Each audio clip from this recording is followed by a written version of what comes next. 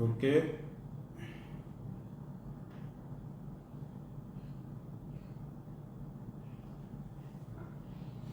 Ah, je suis trop en avance là. Il n'est que 57. Je suis un peu trop en avance. Bon.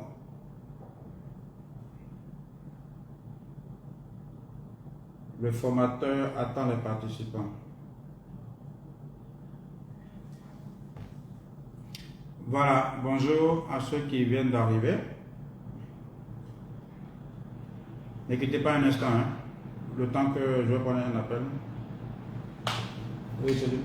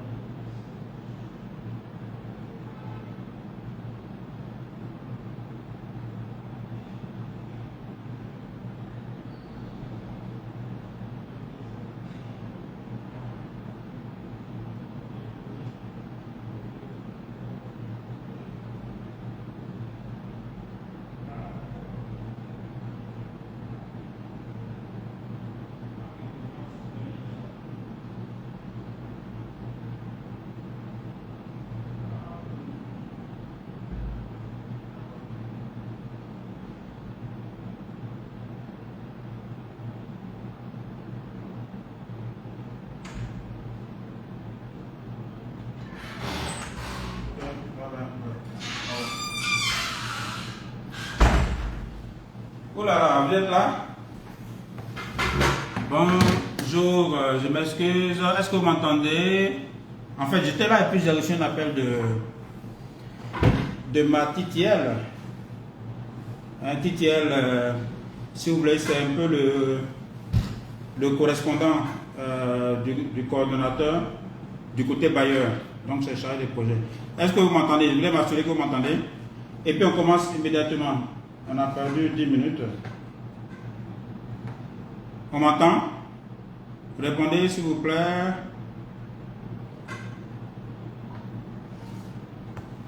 Je ne vois pas vos commentaires, hein? En tout cas, pas ici. Ok, très bien. Merci, M. Ayoma. Alors, la session d'aujourd'hui va porter sur les types d'organisations à mettre en place pour assurer la gestion d'un projet. Pour ceux qui nous prennent en marche, on a vu, on a brossé, je vais dire, on a parcouru plusieurs aspects liés à la préparation du projet et on a vu ce qu'il faut faire pendant l'exécution du projet.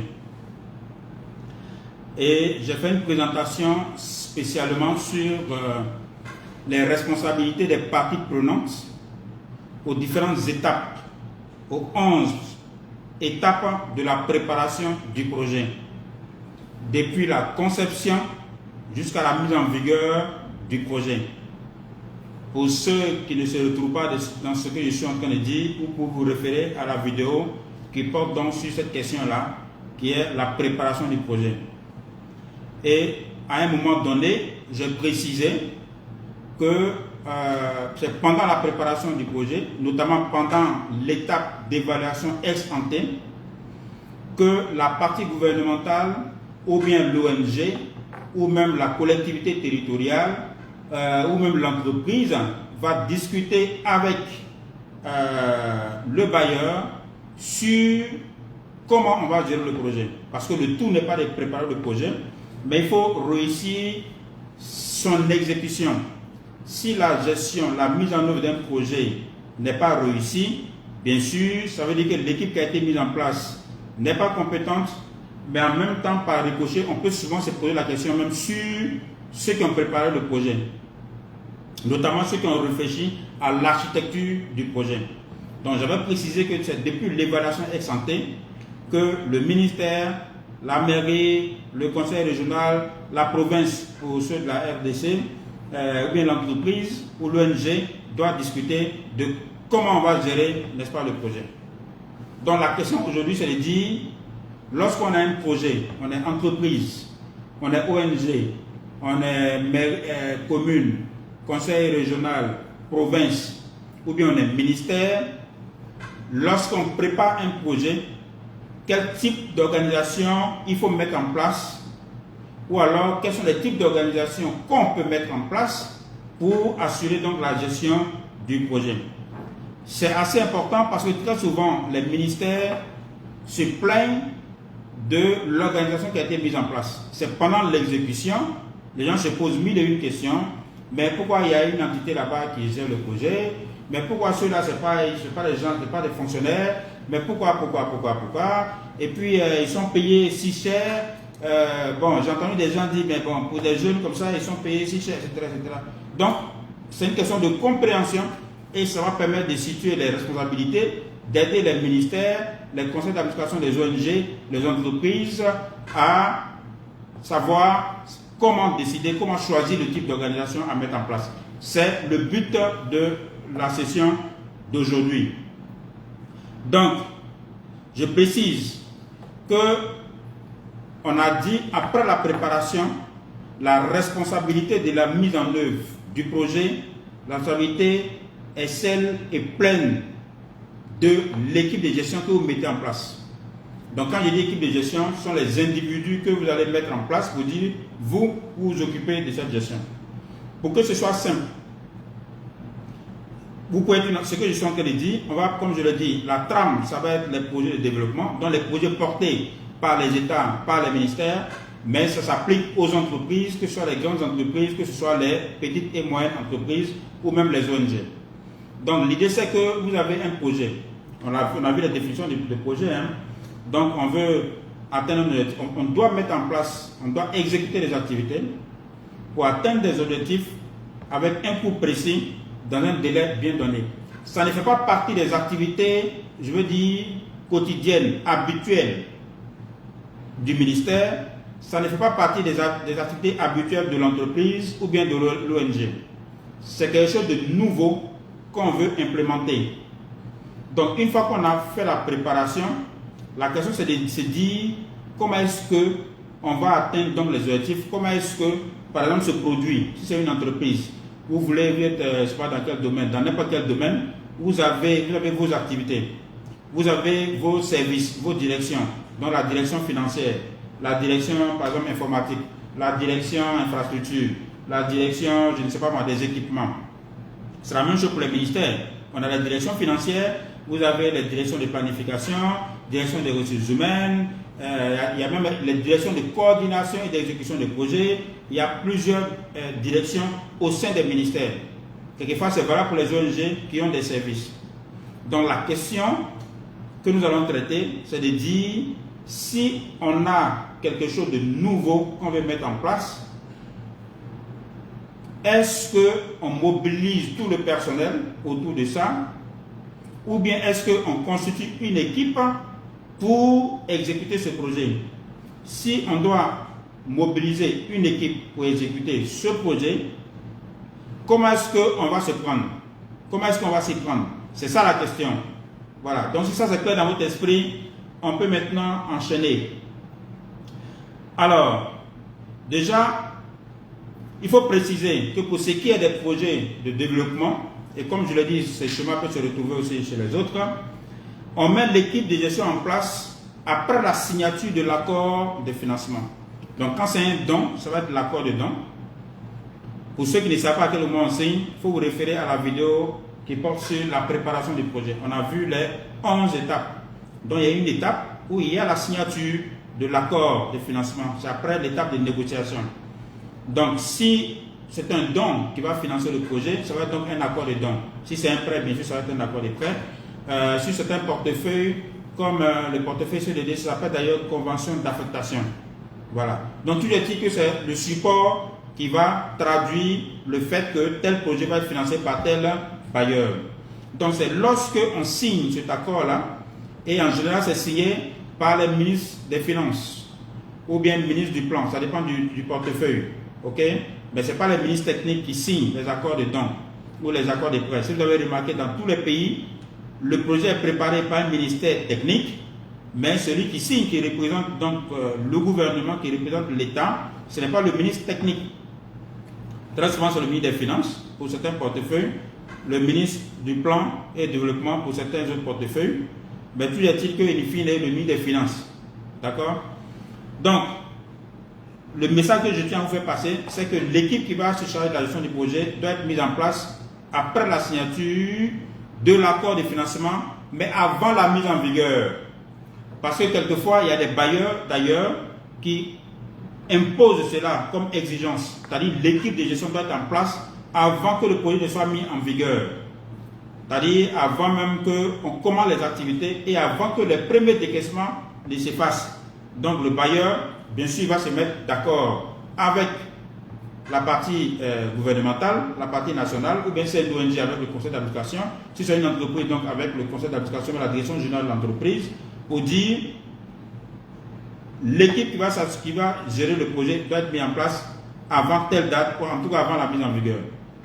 Donc, la question c'est de se dire, ok, comment je m'organise pour exécuter mon projet. Ok?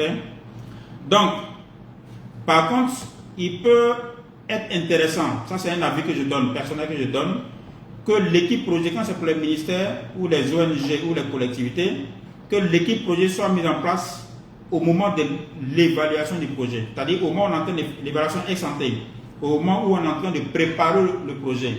Vous savez, l'avantage c'est quoi? C'est que ceux qui vont exécuter, au moins ils sont déjà là, ils vont comprendre l'esprit, les tenants et aboutissants, n'est-ce pas, du projet. Pourquoi? Parce que quelquefois, c'est lorsque vous êtes recruté, au moment où les gens ont fini de préparer, ils ont signé l'accord des dons. Donc quand vous recrutez du personnel, quelquefois les gens ne comprennent pas grand-chose.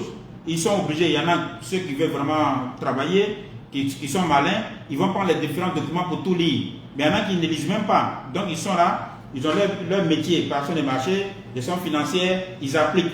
Mais tout l'environnement, c'est-à-dire que les tenants aboutissants du projet, ils ne prennent même pas la peine de lire tous les documents pour savoir, mais ce projet-là, on va où? Quelles sont les grandes articulations? Qu'est-ce qui a été prévu? Mais si vous les mettez en place pendant la préparation du projet, notamment au moment de l'évaluation ex-ante, ça leur permet de participer à la préparation du projet, de participer même aux négociations. Comme ça, une fois que le projet est mis en vigueur, c'est top, c'est parti, ils sont déjà préparés. Mais lorsque l'équipe est mise en place, quand vous mettez, bon, c'est l'habitude, mais quand on met en place les équipes après la signature, bien entendu, ils vont prendre un temps d'abord de compréhension, un temps d'immersion, et donc bien entendu, il y a forcément un retard au démarrage. Donc moi, je conseille que l'équipe soit en place au moment de la préparation du projet. Toujours est-il que ce soit pendant la préparation du projet que l'équipe de gestion est mise en place, que ce soit après la signature de l'accord de financement, la question c'est de se dire qu'est-ce qu'on met en place, comment on va gérer, d'accord? Et il y a des questions, n'est-ce pas, à se poser. Donc en général, il y a 5 types d'organisation de projets. On va les voir, mais avant de les voir, il faut comprendre quelles sont les préoccupations qui se posent aux décideurs au moment où on doit décider de comment on va, de qui va gérer le projet. Voilà. La question c'est ça. Qui va gérer? Quelle est l'entité qui va gérer le projet? Très souvent, les questions que les décideurs se posent, donc quand il dit décideur, c'est ceux qui portent le projet et puis bien sûr le bailleur. Je prends le cas des ministères. Et puis après, vous pourrez toujours adapter ça à vos entreprises ou bien à vos ONG. Une des questions, c'est de se dire, nous sommes dans tel ministère, on vient de faire par exemple un projet, tel projet. Est-ce que la structure, l'organisation qui doit gérer le projet, est-ce que cette organisation-là, cette structure, doit être au sein d'une direction du ministère? Est-ce que, vous comprenez? J'essaie d'aller calmement pour que les gens comprennent. Sinon, ça va, les gens vont s'embrouiller. Donc, une des questions, alors ce projet, on vient de le préparer pour son exécution, pour sa gestion. Est-ce qu'on met une structure à l'intérieur, par exemple, de la direction de la planification? Ou bien à l'intérieur, par exemple, de la direction de l'équipement? Parce qu'il y a des ministères qui ont des directions d'infrastructure et équipement. Ou bien est-ce qu'on met ça carrément à la DAF? Est-ce qu'on loge la cellule de gestion? Voilà, je vais parler comme ça. Est-ce qu'on met la cellule de gestion à l'intérieur d'une direction donnée? Ça, c'est une première question. Ou alors, est-ce qu'on doit mettre la cellule de gestion du projet hors d'une direction et puis rattacher au cabinet du ministre? Si c'est une ONG, c'est la même démarche. Est-ce qu'il faut créer une cellule de gestion rattachée par exemple au conseil d'administration, au président du conseil d'administration? Quand c'est une grosse entreprise, la question aussi peut se poser, même les grands groupes.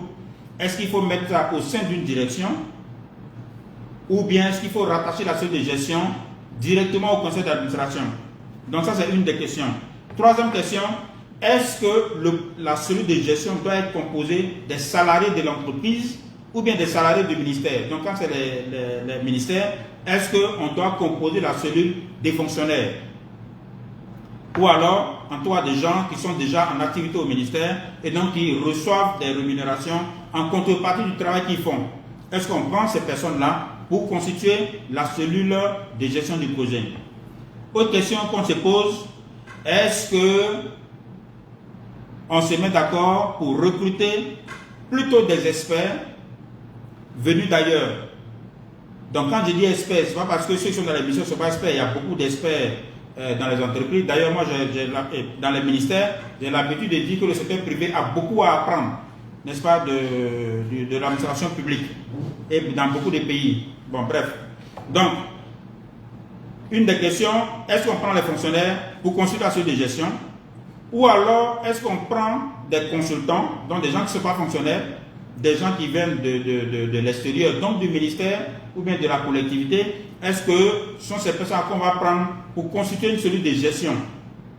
Ou alors, on s'est dit, on va constituer une cellule de gestion mixte, avec des fonctionnaires et avec des gens qu'on va recruter à l'extérieur. Voici des questions en fait que les décideurs se posent pour pouvoir donc décider de la cellule de gestion, la cellule de gestion du projet. Autre question, il y a 5 pour moi, pour répondre donc à ces préoccupations-là, il y a 5 questions qu'il faut se poser. La première question, c'est se demander, est-ce qu'au sein du ministère, ou bien au sein de l'ONG, ou bien de l'entreprise, est-ce qu'il y a un service ou bien une direction qui est capable de gérer le projet conformément aux procédures convenues pendant la préparation du projet? Je prends un exemple simple.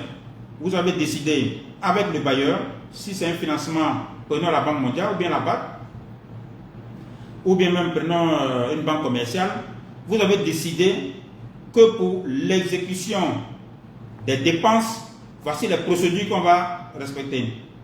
Pour l'acquisition, pour les achats donc d'équipements ou bien de construction, voici les procédures qu'on va respecter pour recruter les entreprises. Donc il y a des procédures d'achat, des procédures de recrutement, de sélection et des procédures de gestion comptable, financière.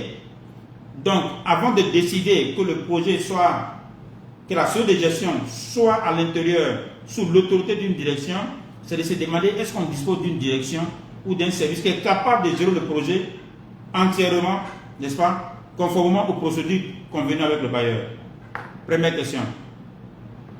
Si la question est oui, l'autre question c'est de se dire est-ce que cette direction-là va constituer en son sein une équipe dédiée à temps plein ou bien à temps partiel, ou alors c'est toute la direction qui devient en même temps la cellule de gestion des projets.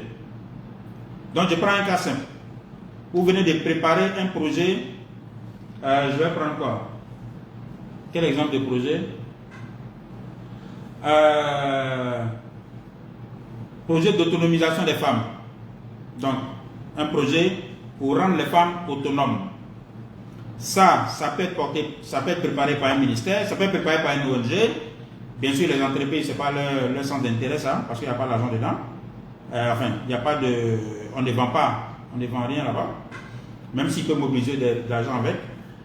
Mais la question, c'est de se dire, maintenant qu'on a préparé ça, si c'est par exemple le ministère donc, de l'autonomisation des femmes, le ministère de la femme, enfant et famille, femme, enfant, est-ce que ce projet-là, on va le loger au sein d'une direction? Par exemple, s'il y a une direction qui est centrée sur les femmes, est-ce que ce projet-là va être géré à l'intérieur de cette direction? Si c'est oui, le oui voudra dire que cette direction-là a en son sein des personnes qui maîtrisent les procédures de gestion de ce projet-là.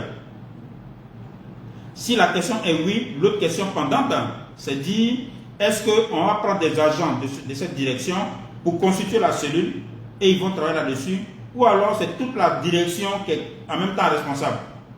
Ok? Question 2. Question 3. Je rappelle que si vous avez des questions, n'hésitez pas à les poser. Voilà, après je vais y répondre. Question 3.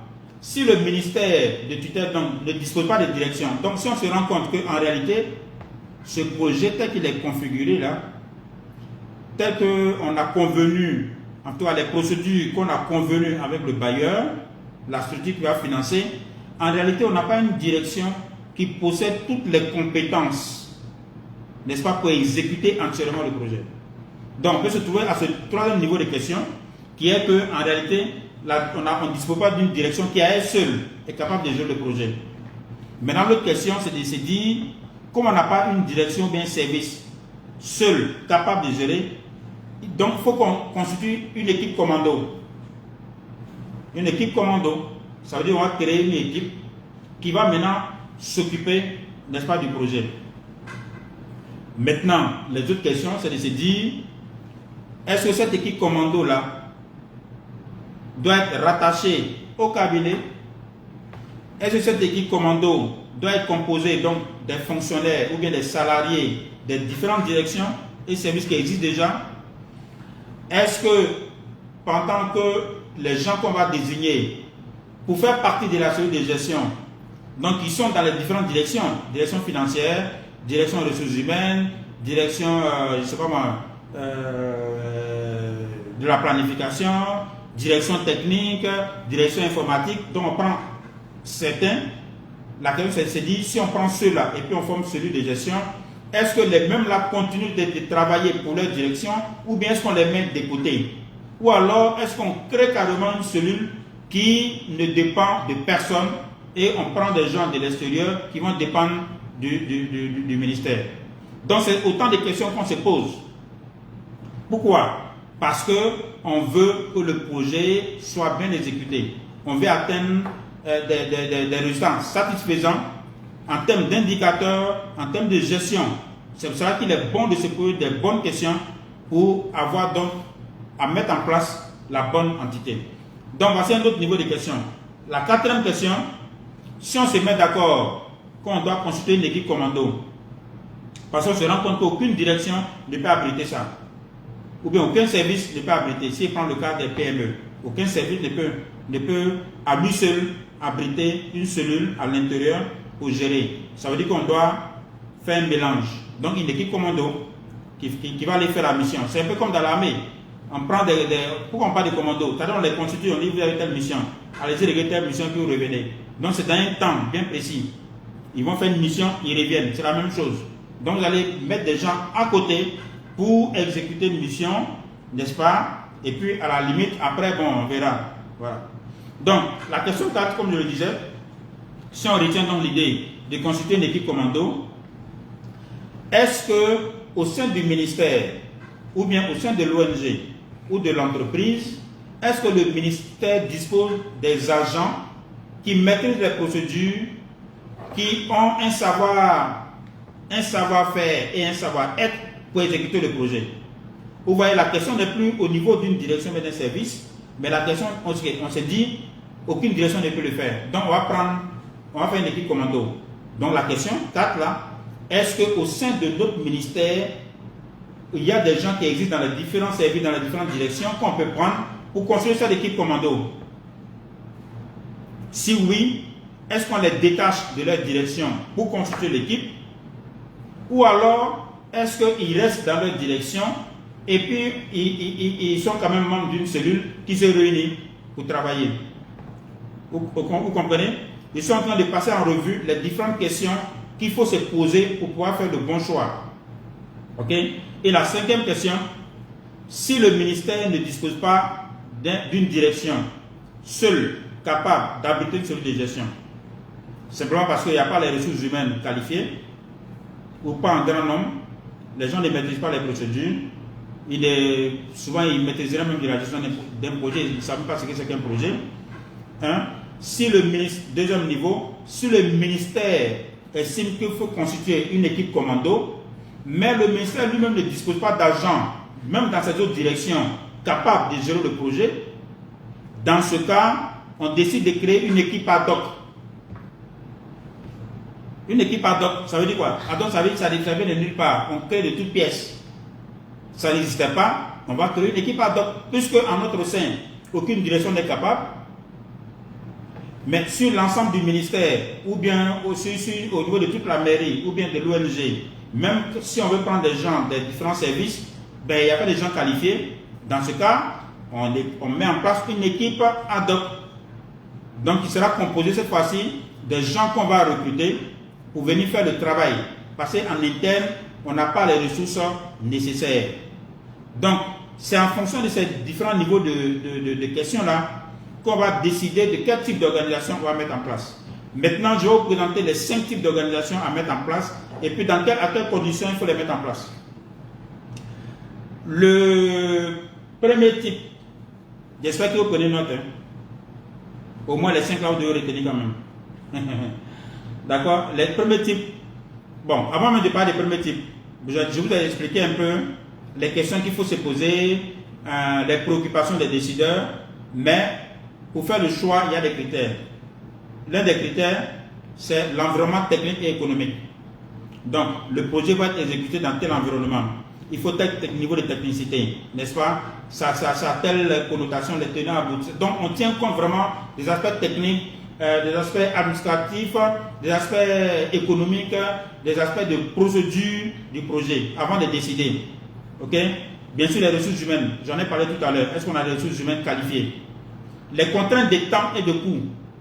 Est-ce que le projet, c'est sur 10 ans, c'est sur 5 ans, c'est sur 2 ans, c'est sur 1 an? Si on est pressé, qu'est-ce qu'on fait? Ou alors si on a le temps, qu'est-ce qu'on fait? Donc, il y a des critères qui sont liés au temps et au coût. Est-ce que c'est un petit montant, par exemple, de 2 milliards ou bien de 20 millions? Bon, à la limite, c'est 20 millions. Ce n'est pas la peine de fatiguer pour mettre en place ce qu'ils ont Kennedy, hein, pour un projet de 20 millions.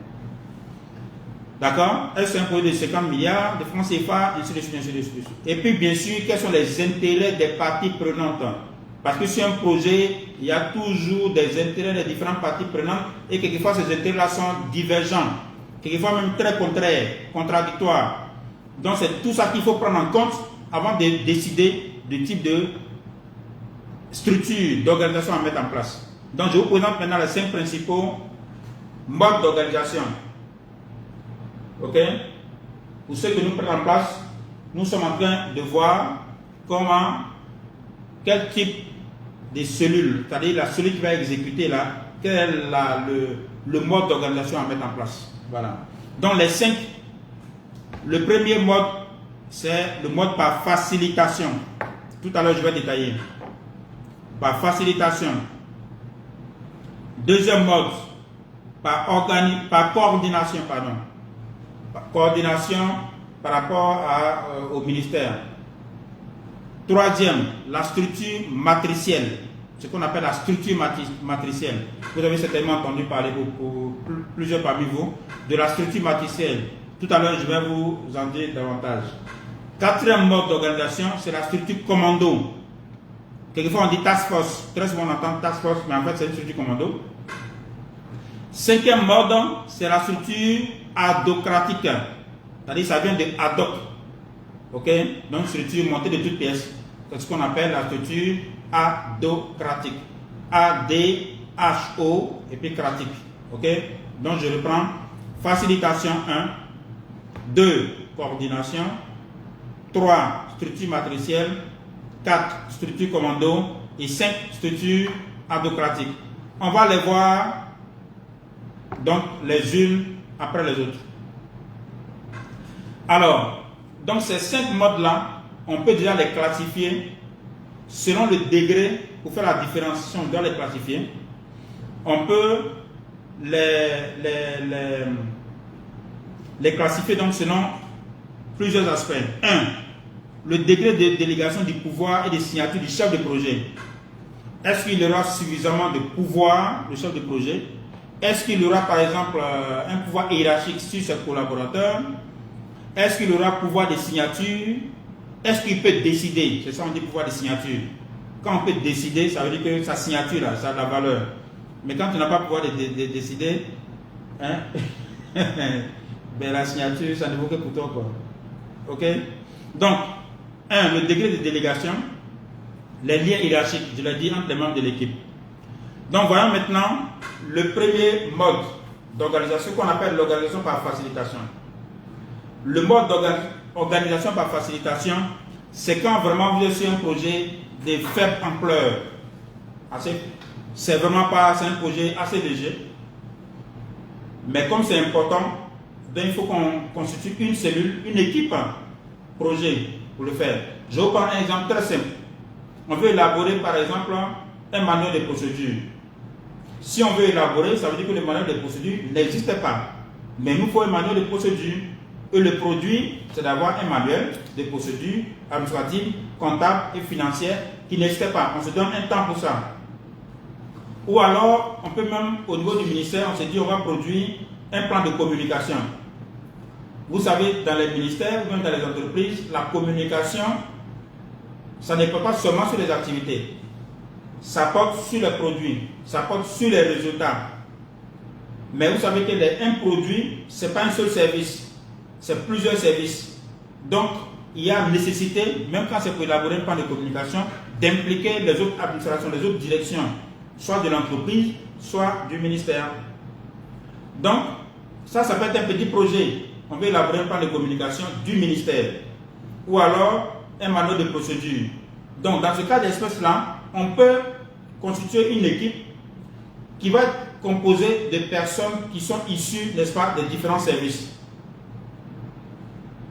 Donc, par exemple, je prends un ministère, je prends quel ministère?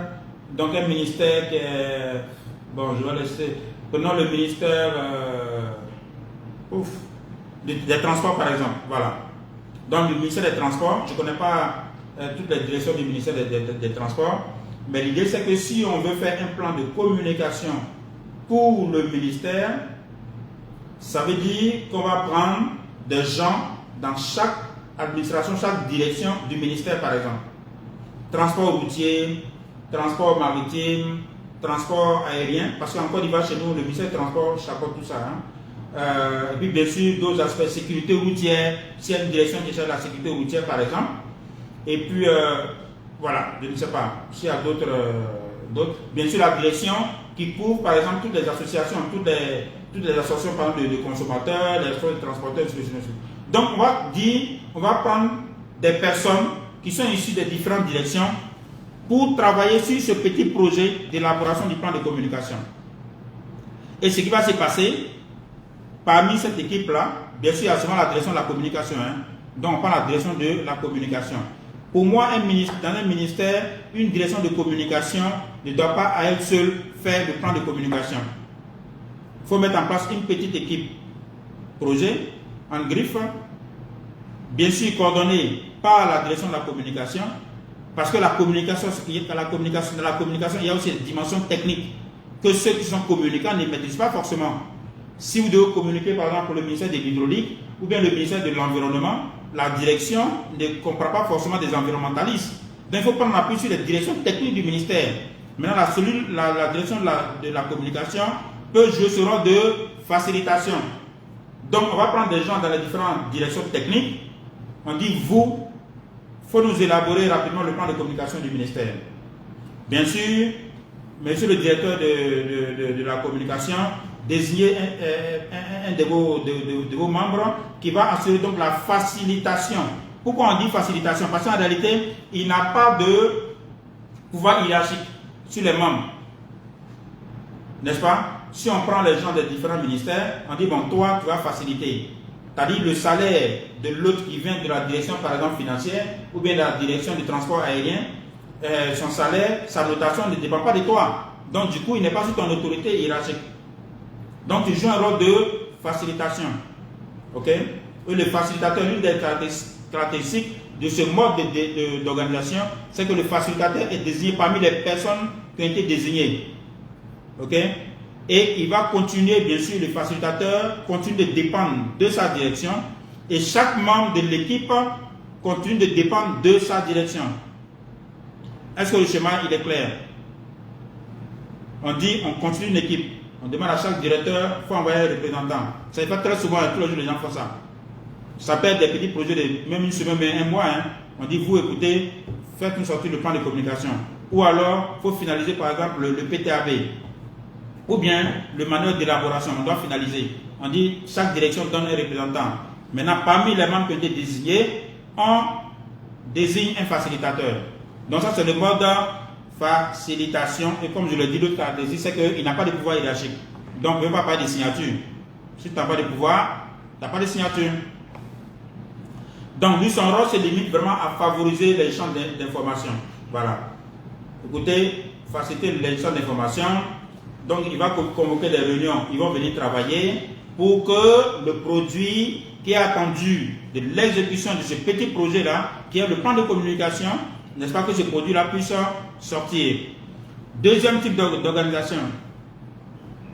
Excusez-moi, je commence à ma gorge.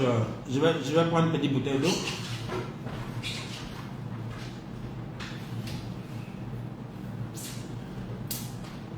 Voilà, donc le deuxième type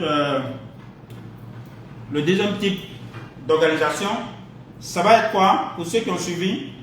Le premier c'était facilitation, le deuxième c'était quoi pour ceux qui ont noté?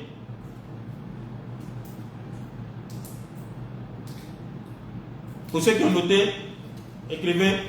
Le deuxième mode c'était quoi? Le premier mode c'était le mode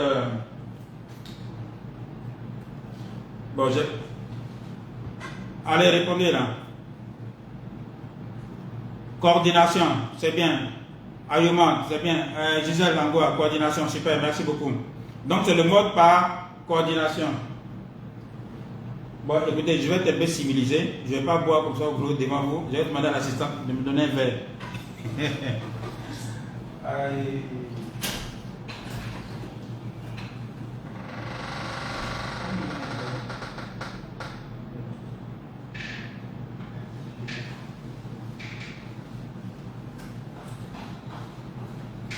Donc ça va être le mode par coordination.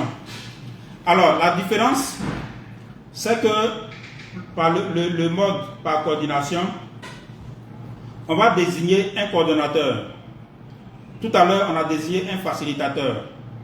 Mais quand c'est le mode par coordination, on va désigner un coordonnateur tout de suite. Il ne dépend pas des différentes directions métiers. À la différence... Faut saluer. Madame Takité, c'est mon assistante. Merci.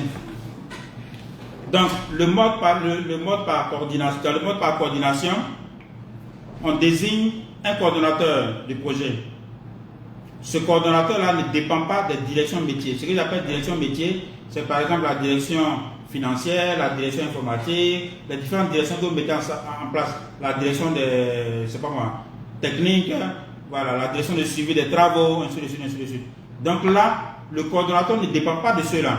Il n'est pas sous leur autorité. Il a une certaine autonomie. Il a une indépendance vis-à-vis des directions métiers. Et ce coordonnateur-là, dans ce mode de coordination, le coordonnateur, il a une relative autonomie vis-à-vis des directions. Il a un pouvoir de décision. D'accord? Donc, bien sûr, en fonction de son expertise, et quand c'est comme ça, on prend quelqu'un qui a l'expertise nécessaire, et puis son positionnement. Par exemple, quand c'est au sein d'un ministère, on va désigner quelqu'un du cabinet. Vous savez que les cabinets sont au-dessus des directions. Donc, on va décider quelqu'un au niveau des cabinets pour dire, bon, toi, tu vas coordonner ce projet. OK? Mais les membres de l'équipe projet sont issus des différentes directions du ministère. Ce ne sont pas les gens qu'on recrute ailleurs. Ils ne viennent de nulle part. Ils sont du ministère. On les prend dans chaque direction. OK? On demande à chaque direction de proposer, n'est-ce pas, des personnes pour constituer l'équipe. Mais là, comme on l'a dit, le coordonnateur rend compte directement au cabinet. Il ne rend pas compte aux différentes directions. Alors que dans le cas des facilitations, celui qui joue le rôle de coordonnateur, de chef de projet là-bas, lui, il n'a pas pouvoir hiérarchique sur les membres, mais en plus, il rend compte à sa direction. Et puis chaque membre rend compte à sa direction. Et puis bien entendu, si c'est le ministère,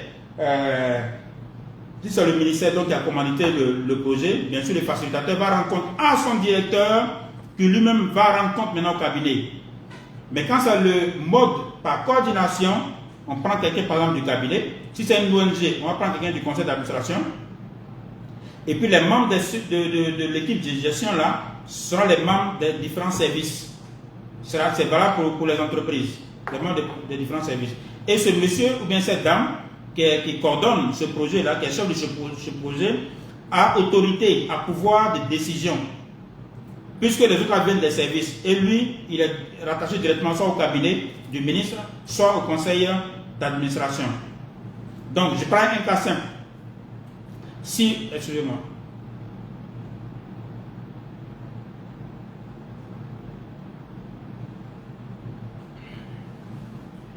On peut par exemple désigner, alors vous voulez préparer, je prends un exemple simple. Hein.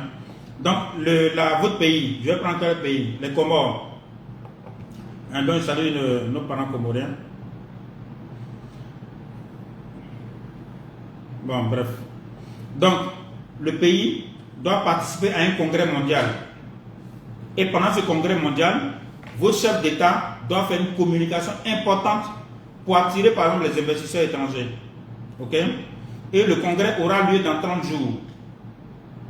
Donc, vous voyez, quand on parle de projet, c'est vrai, il y a de gros projets pour construire des routes, pour construire des écoles, pour choses. Mais, comme je vous l'ai dit, si vous maîtrisez la démarche projet, vous pouvez l'appliquer à tout ce que vous faites en fait. Vous voyez là, c'est un projet, c'est un petit projet, mais de niveau stratégique, d'une importance capitale. Puisque le chef de l'État doit attirer, n'est-ce pas, des investisseurs. votre chef d'État va faire une allocution, ok, va faire une présentation. Donc maintenant, on veut une équipe qui va préparer ça, n'est-ce pas? Donc, si c'est dans le domaine, je ne sais pas moi, qui porte sur...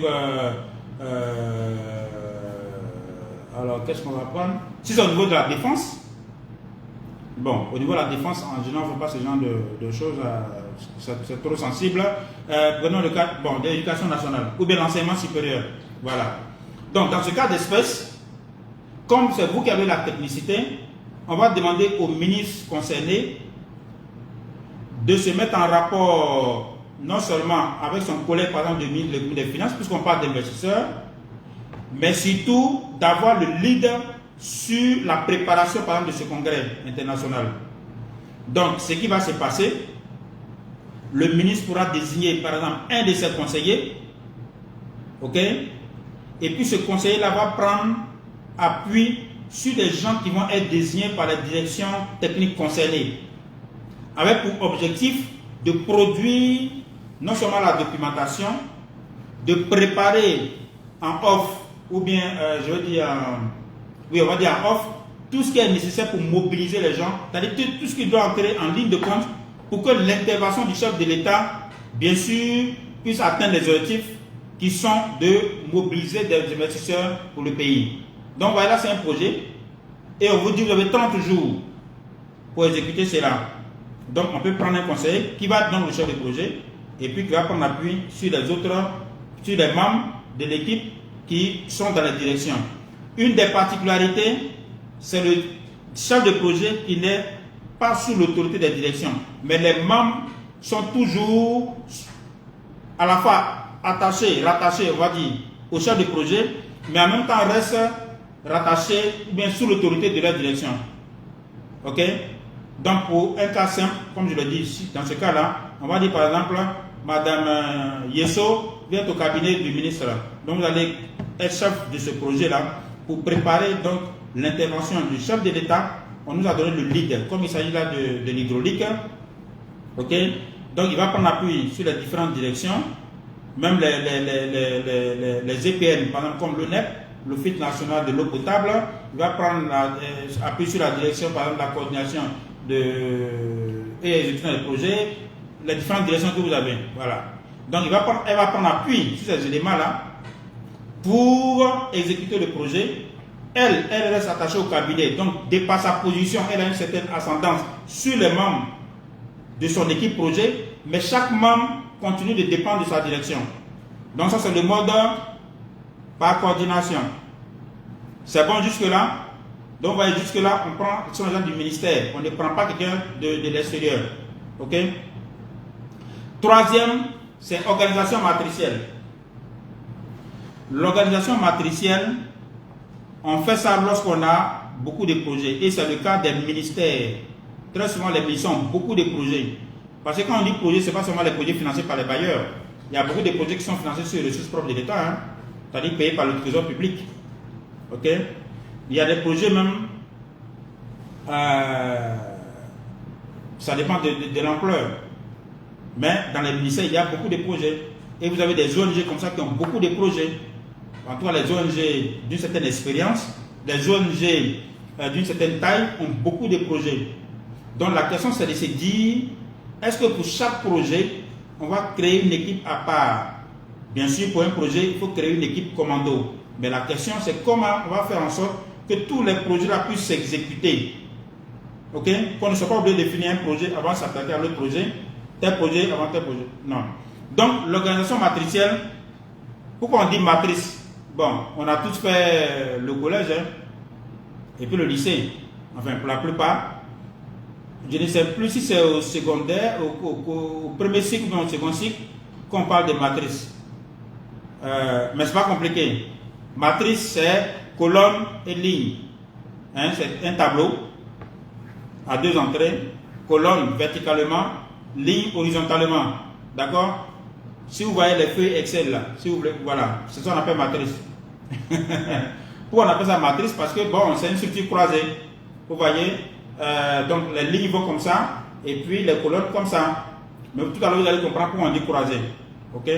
C'est croisé simplement parce que ceux qui vont y travailler, non seulement sont redevables du directeur projet, donc du chef projet, ils répondent aussi au directeur métier, dont leur travail est partagé en deux.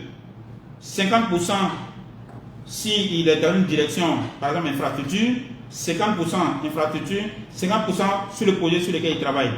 Alors que dans le cadre de coordination, à la limite, c'est comme si la plupart de son temps, c'est métier. Mais en même temps, il doit s'arranger, ou bien il doit s'arranger pour que les objectifs du projet soient atteints par sa contribution. Donc, quand c'est une structure matricielle, donc on a les deux directions. Les directions métiers qui existent déjà dans l'entreprise ou bien au niveau du ministère. Et puis, pour chaque projet, bien sûr, il y a un chef de projet qui peut s'appeler directeur de projet ou coordonnateur de projet. Pourquoi c'est croisé autre élément? Parce que sur les résultats du projet, chaque directeur du ministère ou bien de l'entreprise, dont les membres font partie des équipes, chaque directeur est responsable aussi de la réussite du projet. Chaque directeur rend compte. Et en même temps, chaque chef de projet rend compte. Pour faire simple, je vais prendre un ministère, restons au niveau du ministère de l'hydraulique. Je serai le ministre Tchakba d'ailleurs, qui est un grand frère vraiment bien. Donc, et puis c'est parce que Marie-Gisèle est assidue donc, à mes présentations. Donc, si vous prenez le ministère de l'hydraulique, ils ont beaucoup de projets. Donc, quand c'est une structure matricielle, on va demander à chaque direction du ministère de donner des agents. Ok? D'ailleurs, à ce niveau-là, les chefs de projet sont relativement un peu plus indépendants. Devant, ils sont indépendants, voilà. Ils sont indépendants même de la direction métier. Donc, quelquefois, le chef de projet peut même élaborer ces thèmes de référence pour dire, certes, on va recruter des gens là, mais voici le profil que je veux. D'accord? Mais comme les directeurs métiers sont aussi responsables, bien sûr, chaque directeur métier va dire, bon, voilà, moi, l'argent que je donne, plus je suis responsable aussi de la partie, n'est-ce pas, pour laquelle ma direction intervient. Donc, pour le cas donc du ministère de l'hydraulique, on va prendre pour le projet A, il y aura un chef de projet qui aura des membres dans chaque direction. Projet B, la même chose. Projet C, projet D, ainsi de suite, jusqu'à je sais pas moi, en fonction du nombre de projets. Maintenant, ici, la particularité, c'est que les résultats du projet, chaque chef de projet est responsable, mais aussi chaque direction du ministère est responsable. Même si c'est le chef de projet qui porte. Donc, quand c'est au cours des réunions, pour un projet donné, chaque directeur doit pouvoir rendre compte. En même temps que le chef de projet, qui lui, son rôle est de coordonner, il doit pouvoir rendre compte.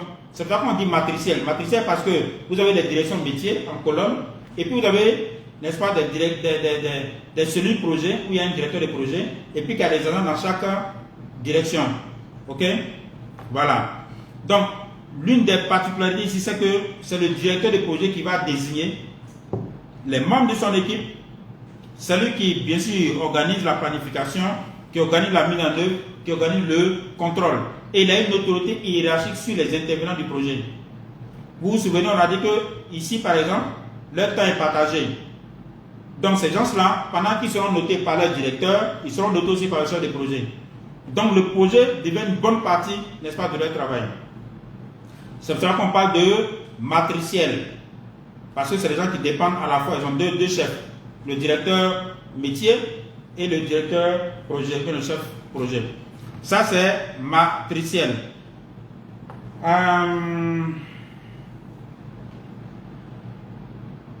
Bon, je l'ai dit, hein, ici, là, ils consacrent une partie du temps au projet, une partie, bien sûr, à l'exécution de leur travail de tous les jours. Maintenant, la quatrième structure, c'est quoi? C'est la structure commando. On a vu facilitation, le mode coordination, le mode matriciel. Voyons maintenant le mode commando. Et puis vous allez voir la différence. Dans le mode commando, il y a un directeur de projet qui est nommé. Donc le ministre il nomme je vois M. Ayoma en ligne, M. Philibert Ayoma. Ok. Vous êtes le directeur projet. Et M. Philibert Ayoma, en tant que directeur de projet, nommé par le ministre ou bien par l'entreprise, dans laquelle il travaille, il ne sait pas où il travaille. Il a, M. Ayoma, donc, a la responsabilité de son équipe. Et il est totalement autonome des autres directions du ministère. Totalement autonome. Et les personnes qui vont intervenir dans son équipe, là aussi, ne dépendent pas de leur hiérarchie. Ah, par contre, tout à l'heure, dans l'aspect matriciel, vous voyez que les gens, en même temps qu'ils dépendaient de l'équipe projet, ils dépendaient de leur direction. Mais quand c'est commando, ils ne dépendent plus de leur direction. On prend les gens dans la direction, et d'ailleurs, c'est le chef projet qui décide du profil et qui dit pour telle direction, je veux tel profil, telle direction, je veux tel profil. Et puis maintenant, on prend les gens dans cette direction. Encore une fois, ce ne sont pas les gens de l'extérieur, ce sont les gens donc du ministère, ou bien de l'ONG, ou bien de l'entreprise. Mais une fois qu'ils sont sortis de leur service, de leur direction, ils sont sous l'entière responsabilité du chef de projet qui lui-même a été nommé par le ministre. Ça fait quelqu'un du cabinet. Mais ça fait quelqu'un aussi d'une direction en qui le ministre a pleinement confiance, ou bien le président du conseil d'administration a pleinement confiance, et puis on le nomme, et puis lui, il va constituer son équipe pour atteindre ses objectifs. D'accord? Donc, la différence avec ce qu'on a vu tout à l'heure, c'est qu'une fois que l'élément, l'individu a été retenu, fait partie de l'équipe projet, il ne répond plus de son directeur d'avant. Il est maintenant sous l'autorité entière de son chef de projet. D'accord? Donc, vous voyez que c'est en fonction du niveau, c'est pour ça que j'ai dit que ça dépend du niveau de délégation du pouvoir, n'est-ce pas? Et puis du lien hiérarchique entre le chef de projet et les membres de son équipe. Facilitation sont les gens du ministère, mais si c'est une entreprise, ce sont les gens de la même entreprise. Le chef projet, qui est le facilitateur, il n'a aucune autorité sur les gens. Lui, c'est pour vraiment faciliter la diffusion de l'information. Le deuxième niveau, mode par coordination. À ce niveau, le monsieur ou bien la dame coordonnateur a un pouvoir dû à son expertise ou à son positionnement. Par exemple, c'est quelqu'un du ministère, si on prend le chef CAB ou bien un conseiller spécial ou un conseiller technique, et puis on dit, vous êtes chef de service, et puis chef du projet, et puis les membres sont des gens qui dépendent des directions, il est clair que la personne, n'est-ce pas, a un ascendant sur les autres. Le troisième, c'était matriciel. Matriciel, on l'a dit, il y a le chef de projet, les membres sont issus des directions, le chef de projet ne dépend pas des directions, dépend certainement du ministère ou bien du président du conseil d'administration. Chaque membre reste dans sa direction et chaque membre rend compte à la fois à sa direction, donc continue le travail. S'il est à la direction financière, il continue ce travail, mais en même temps, 50% de son temps, il travaille aussi sur le projet. Maintenant, commando, c'est 100% sur le projet. Sauf qu'il vient des directions. Vous voyez la différence? On a recruté personne de l'extérieur, ce sont des experts qu'on a pris au sein des directions, ou bien des services de l'entreprise, ou bien des directions du ministère, mais sauf qu'ils vont constituer à part. Et très souvent, ils vont même prendre un bureau à part où ils sont entre là-bas. Ok? Parce que chacun doit sortir, n'est-ce pas, de sa direction. Donc tu ne vas pas continuer à rester dans une direction, tu ne travailles plus pour cette direction, et puis bon, voilà quoi, tu es là, tu occupes les bureaux. Donc très souvent, on va créer carrément toute une équipe qui part, celui qui part. Ça c'est quatrième. Et la dernière, c'est la structure adocratique. Donc comme je l'ai dit, on dit adocratique parce que c'est ad hoc, est nihilo. Voilà, on a créé de toutes pièces. Et ça, on le fait, comme je l'ai dit, lorsqu'on se rend compte qu'en réalité, au sein de nos structures, au sein soit du ministère ou de l'entreprise, on n'a pas l'expertise capable de gérer ce projet conformément aux procédures. Quand il dit procédure, ce n'est pas seulement en termes de gestion, mais il y a les modalités d'exécution. Très souvent, au niveau technique, les ministères possèdent la technicité. Mais souvent, c'est au niveau des procédures bailleurs, surtout quand le projet est financé par les bailleurs, qu'il y a quelques difficultés. Et donc, dans ce cas d'espèce, le ministère, encore une fois, décide avec le bailleur qu'on va créer une unité de coordination projet ad hoc. Mais sinon, ce n'est pas obligatoire. Aucun bailleur n'impose ça forcément. D'accord? C'est pour ça que j'ai toujours dit, il faut que pendant la préparation, le ministère sache ce qu'il veut. Si c'est une ONG, il faut savoir ce que vous voulez. Parce que ce n'est pas parce que vous voulez des financements auprès d'un bailleur que vous devez tout accepter. Non. D'ailleurs, le bailleur, s'il s'engage avec vous, c'est parce qu'il a un intérêt. D'une façon ou d'une autre. Soit c'est son mandat, soit c'est des prêts, et donc il aura un remboursement. Voilà. Donc, il faut aussi être capable de dire ce que vous voulez. Bien entendu, en étant objectif, en tenant compte des critères que j'ai donnés. Donc, si on se rend compte que, franchement, au niveau des ministères, on n'a pas une direction capable de gérer à sur le projet, même si on veut prendre les gens dans les différentes directions, on n'a pas l'expertise nécessaire, alors on décide de créer une structure adhocratique. Ok? Dans ce cas d'espèce, personne ne vient des différentes directions. Ok? Même le chef projet, c'est quelqu'un de l'extérieur qu'on recrute. Et très souvent, pour l'instant, sur les projets financés par les bailleurs, c'est ce schéma-là qu'on voit le plus. Mais c'est dû à tout ce que j'ai expliqué tout à l'heure. Ok? La maîtrise des procédures. Donc, quasiment toutes les UCP que vous voyez dans nos différents pays, j'ai fait la consultation dans beaucoup de pays quand même. Je n'ai pas travaillé seulement en Côte d'Ivoire. La majorité sont des structures adhocratiques. Donc, on recrute depuis le coordonnateur jusqu'au chauffeur, ce sont des personnes, des experts, donc hors du ministère, qu'on recrute. Aujourd'hui, il y a certains bailleurs qui sont devenus souples. C'est-à-dire, maintenant, tu peux être fonctionnaire et puis candidater, quand on fait des appels à candidature. Mais je connais un bailleur, avant, ça ne se faisait pas. Avant, pour postuler, il faut démissionner d'abord de la fonction publique. C'est-à-dire, pour postuler, tu démissionnes, mais maintenant, si tu échoues, qu'est-ce que tu fais? C'est compliqué. Mais aujourd'hui, je crois que ce bailleur-là accepte qu'étant fonctionnaire, on puisse postuler. Ok? Donc, la structure adhocratique, ce sont des gens, on va constituer de toutes pièces une structure avec son chef, et puis les autres membres, les spécialistes d'opération des marchés, gestion financière, suivi évaluation, sauvegarde environnementale, on va prendre des gens de l'extérieur parce que on reconnaît qu'en notre sein, au sein du ministère, il n'y a pas cette expertise. Donc c'est ça, donc la structure adhocratique. Ok? Voilà. Bien sûr, c'est une équipe qui se met en place avec un chef de projet. Vous savez porter le nom que vous voulez, directeur de projet, coordonnateur de projet. Mais il est totalement autonome des directions. La cellule n'est pas sous l'autorité d'une direction. La cellule travaille en fonction de ce qui a été convenu.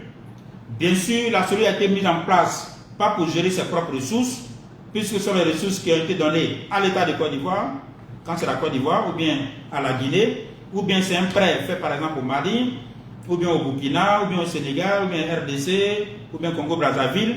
Donc vous avez été recruté pour gérer au nom, n'est-ce pas, c'est pour cela qu'on crée toujours une instance de supervision stratégique qu'on appelle le comité de pilotage, qui est présidé par le ministre des tutelles.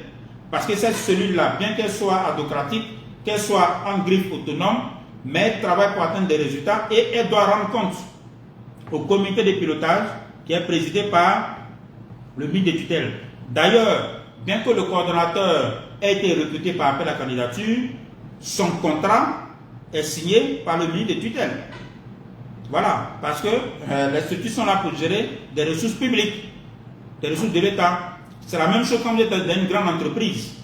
Voilà, je ne vais pas citer d'entreprise, mais quand c'est une grande entreprise, c'est le même schéma. Même si on recrute un expert quelque part, peut-être qui vient de Londres, ou bien qui vient de Korogo, ou bien de Galois, mais quand il va venir travailler, il doit rendre compte, puisqu'il est venu gérer des structures que l'entreprise a mobilisées. Ok? Donc, voici la structure adhocratique. Maintenant, pour bien sûr rattacher, pour avoir un lien, il y a une tutelle technique qui est toujours le ministère technique. Donc, si c'est dans le domaine des infrastructures de la route, c'est le ministère qui est chargé des routes. Si c'est au niveau donc des transports, si c'est au niveau de l'emploi jeune, donc c'est le ministre chargé de cette question-là qui va, enfin le ministère du ministère de tutelle. Ok? Et d'ailleurs, comme je l'ai dit, le contrat du premier responsable de la cellule, qui est le coordonnateur, son contrat est signé par le ministre. Et l'évaluation, bien sûr, cette évaluation-là, bon, souvent quand on confie l'évaluation au ministre, après il y a des palabres, quoi. Il y a des choses qui ne fonctionnent pas. Donc de plus en plus, on confie ça au comité de pilotage, parce que le comité, c'est toute l'équipe. Voilà, pour éviter certaines subjectivités. Donc, cette équipe étant mise en place, elle est entièrement responsable n'est-ce pas, des résultats. Et pour ce genre de projet, pour ce genre d'organisation, il y a des évaluations annuelles. Donc il y a des gens qui peuvent sur les projets, et puis 1 an après, 2 ans après, il n'est plus sur le projet. Parce que l'évaluation n'a pas conclu à un niveau de satisfaction de sa performance. Donc la personne, on ne se sépare de la personne. Parce que ce ne sont pas des fonctionnaires. Mais quand c'est un fonctionnaire, bon, on le remet à la disposition de sa direction. Mais quand c'est adocratique, bon, les gens viennent de l'extérieur. Donc c'est cette cellule-là qui va bien sûr mettre en œuvre tout ce que je vous ai montré depuis le début pour réussir l'exécution du projet. Quand c'est structure commando, c'est la même démarche.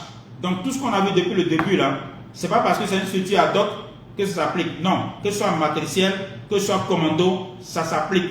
Que ce soit bonne coordination, facilitation, ce sont les mêmes démarches qui s'appliquent.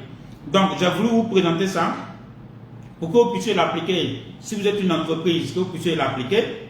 Si vous êtes une ONG, que vous puissiez l'appliquer. Vous êtes une collectivité territoriale ou bien un ministère pour savoir quelle est la bonne organisation à mettre en place pour réussir l'exécution du projet.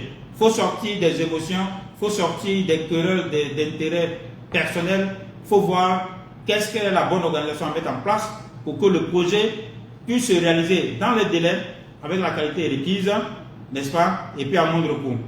Voilà. Donc, c'est ce que je voulais vous présenter aujourd'hui. Je vais voir s'il y a des questions. Je pense que j'ai vu quelques questions. Je vais donc aller sur ma tablette.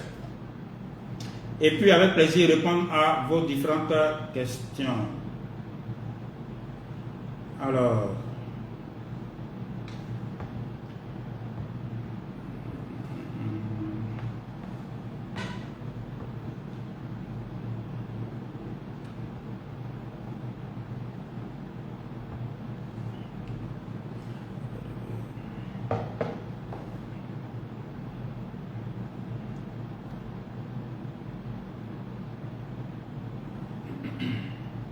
Juste une minute, hein.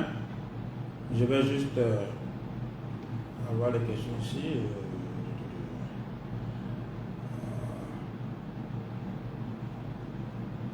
Voilà.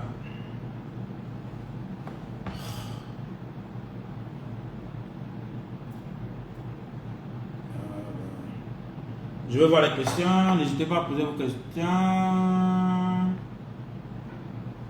Oui, ne vous en faites pas, je vais répondre aux questions. Je vois qu'il y a des questions, mais il faut que je puisse les voir à partir de ma tablette. Pour ne pas chaque fois regarder à l'écran là-bas.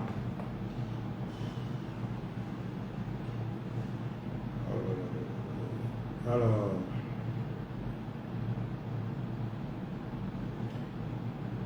Oula. Bon, alors... Monsieur Traoré Kola, il demande quel est le mode le plus efficace. Tous les modes sont efficaces, mais comme je le dis, ça dépend. Hein, ça dépend des...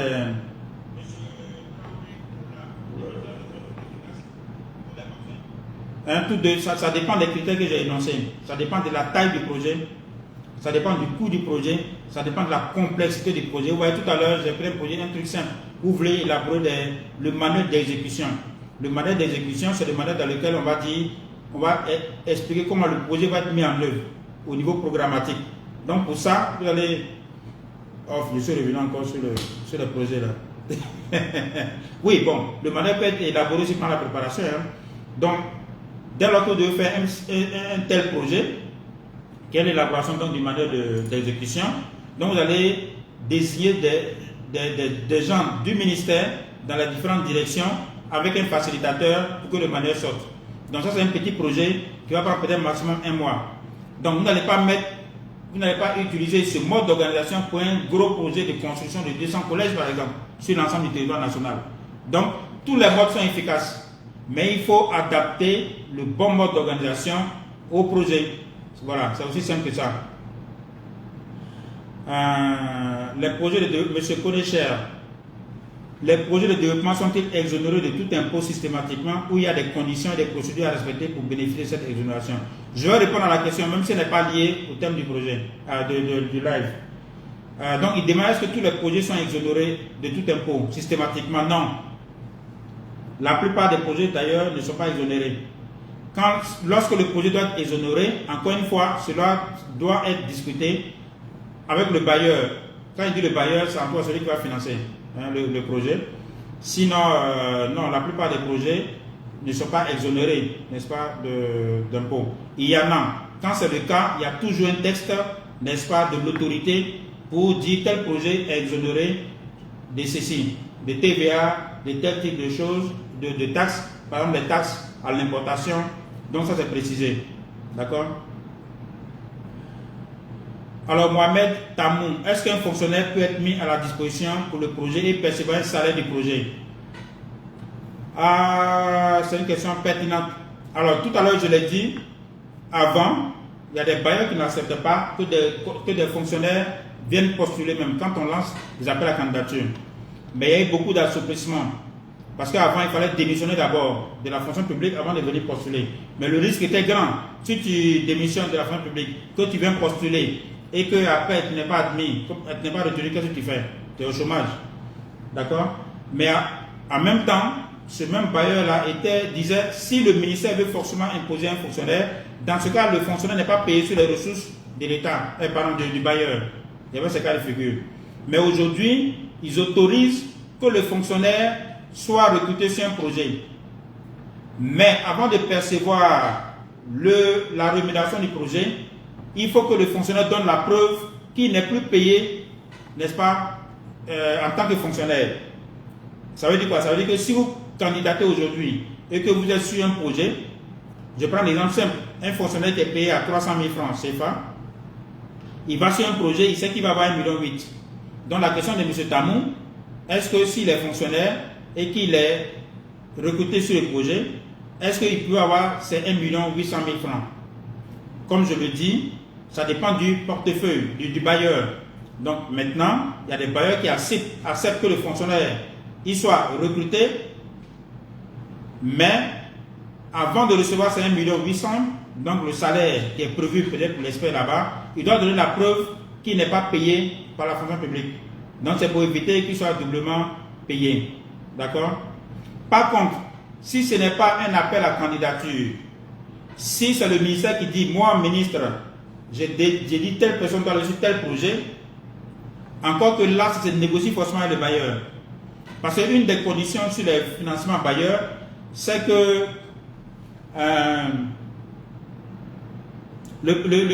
l'équipe qui est mise en place doit être mise en place conformément à ce qui a été convenu. Donc si il a été convenu que ce soit une structure autocratique, ça veut dire qu'il ne doit pas avoir des fonctionnaires là-bas. Mais si ça a été convenu que ce soit une structure mixte, où il y a des fonctionnaires et des experts venus de l'extérieur, dans ce cas, ces fonctionnaires-là seront sur le projet, mais auront leur salaire des fonctionnaires. Ok? J'espère que j'ai été un peu clair.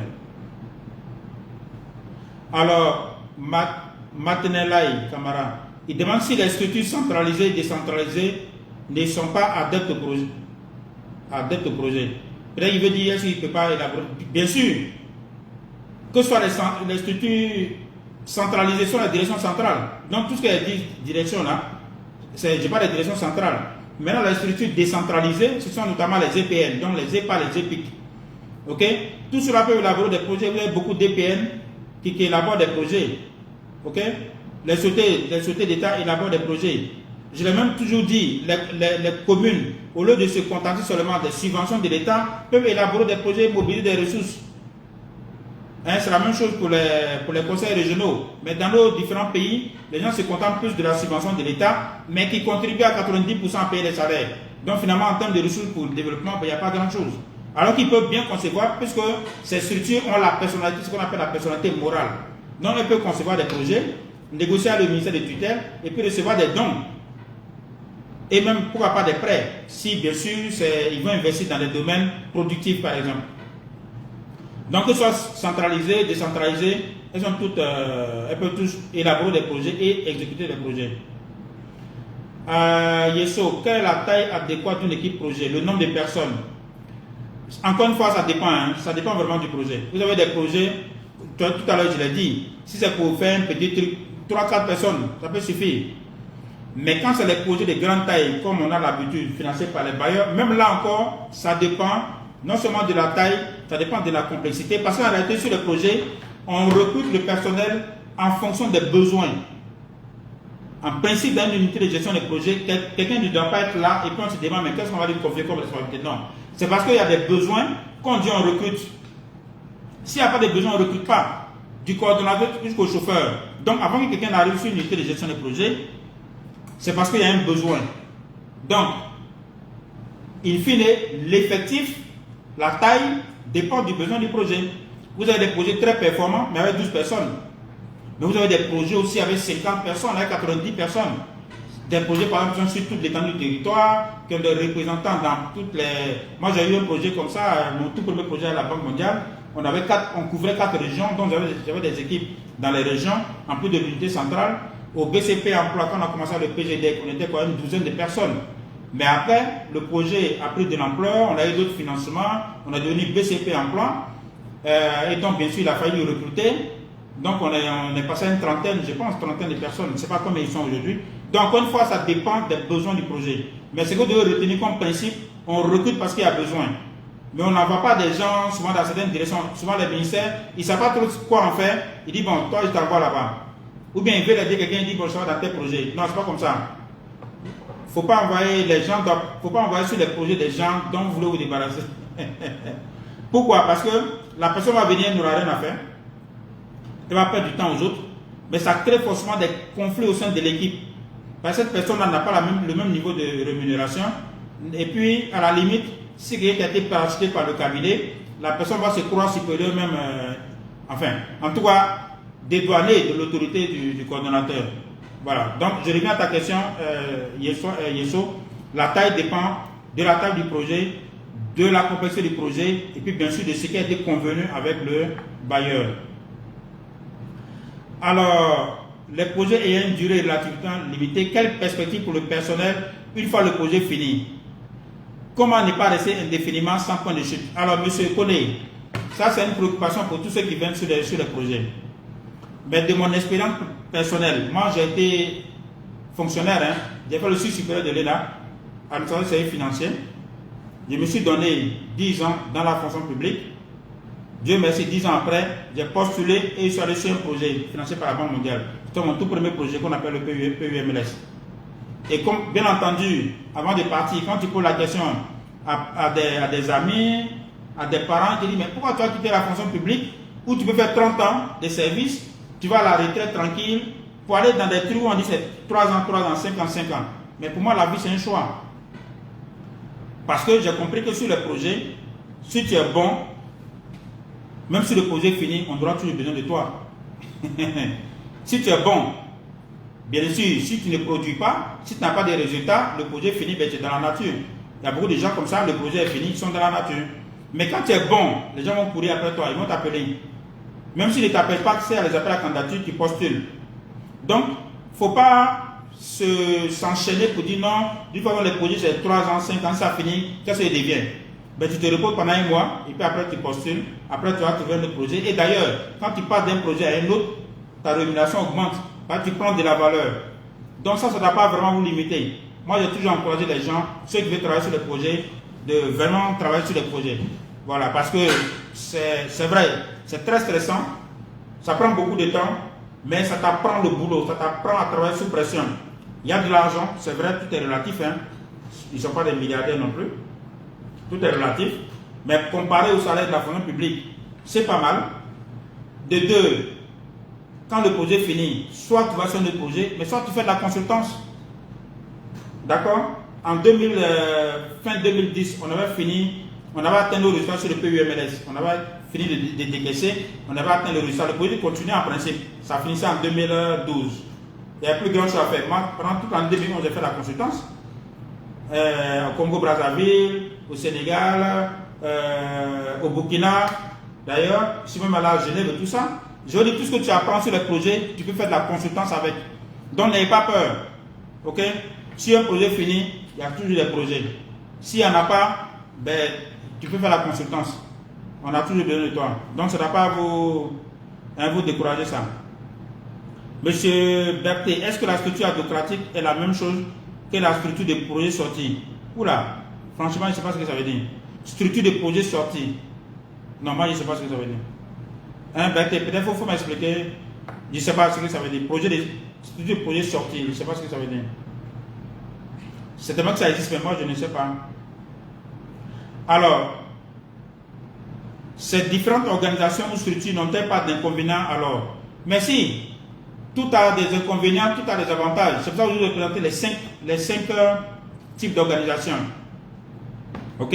L'inconvénient de la structure adhocratique, l'avantage de la structure adhocratique, vous êtes sûr, en principe, que vous avez des gens qualifiés qui vont vous donner des résultats dans le temps. Ok? Mais l'inconvénient, c'est qu'une fois le projet fini, ces personnes-là sont dans la nature. Donc, l'expertise n'est pas transférée au ministère ou bien à la collectivité. Ça, c'est un inconvénient. On aurait pu dire que la structure adhocratique ou les UCP, un peu comme on les voit partout, il n'y a que des avantages. Non. Pour le ministère, l'inconvénient, c'est qu'il n'y a pas de transfert d'expertise. Parce qu'après, ben, ces personnes sont dans la nature, comme je l'ai dit, vont ailleurs sur d'autres projets. D'ailleurs, ça tourne. Hein. Je connais beaucoup de gens qui sont à leur 4e, 5e projet. Bon, bref, suivez mon regard. La structure, les deux structures, chaque structure a son avantage, c'est inconvénient. Tout à l'heure, j'ai dit, par exemple, la structure matricielle, en même temps que l'individu rend compte à sa direction, en même temps, il doit rendre compte au projet. Ok? Mais encore une fois, comme je l'ai dit, chaque organisation, ça dépend de la taille du projet, de la complexité du projet. Voilà. Donc, je vais donner les éléments à partir desquels il faut décider. C'est vrai que j'ai dit, est-ce qu'il y a un service qui est capable de? Non. Est-ce qu'il y a des gens capables de? Non. Si oui, tant. Je vais expliquer dans quelle est la démarche pour décider. Sinon, il ne s'agit pas de dire, ça c'est bon, ça c'est pas bon. Tout est bon. Chaque mode a ses inconvénients, chaque mode a ses avantages.